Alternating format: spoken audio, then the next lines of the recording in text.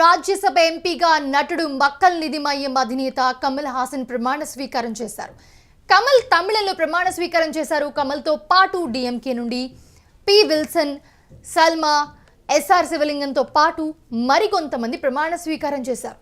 DMK కూటమి మద్దతుతో జరిగిన రాజ్యసభ ఎన్నికల్లో వీరంతా కూడా ఏకగ్రీవంగా ఎన్నికయ్యారు. மாநிலங்கள் அவையின் உறுப்பினராக தேர்ந்தெடுக்கப்பட்டிருக்கும் கமல் ஹாசன் எனும் நான் சட்டத்தினால் நிறுவப்பெற்றதான இந்திய அரசியல் சட்டத்தின் மீது உண்மையான பற்றார்வமும் பற்றுறுதியும் கொண்டிருப்பேன் என்றும் இந்தியாவின் இறையாண்மையையும் ஒருமைப்பாட்டையும் உறுதியாக பற்றி நிற்பேன் என்றும் நான் இப்போது ஏற்கவிருக்கும் கடமையினை நேர்மையாக நிறைவேற்றுவேன் என்றும் விழிமிய முறைமையுடன் உறுதி கூறுகிறேன். வணக்கம்.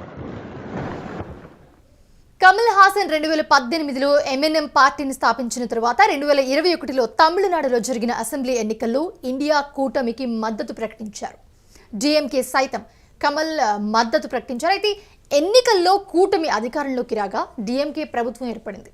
డిఎంకే పార్టీ తమిళనాడులో తమ పార్టీ జెండా ఎగురవేసింది.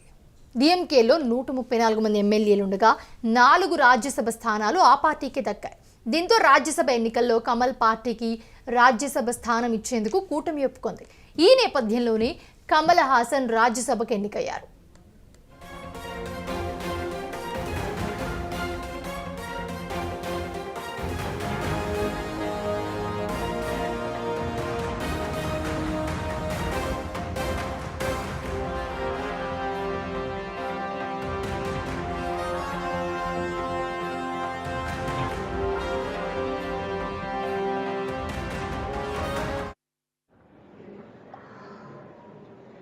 மாநிலங்கள் அவையின் உறுப்பினராக தேர்ந்தெடுக்கப்பட்டிருக்கும் கமல் ஹாசன் எனும் நான் சட்டத்தினால் நிறுவப்பெற்றதான இந்திய அரசியல் சட்டத்தின் மீது உண்மையான பற்றார்வமும் பற்றுறுதியும் கொண்டிருப்பேன் என்றும் இந்தியாவின் இறையாண்மையையும் ஒருமைப்பாட்டையும் உறுதியாக பற்றி நிற்பேன் என்றும் நான் இப்போது ஏற்கவிருக்கும் கடமையினை நேர்மையாக நிறைவேற்றுவேன் என்றும் விழிமிய முறைமையுடன் உறுதி கூறுகிறேன்.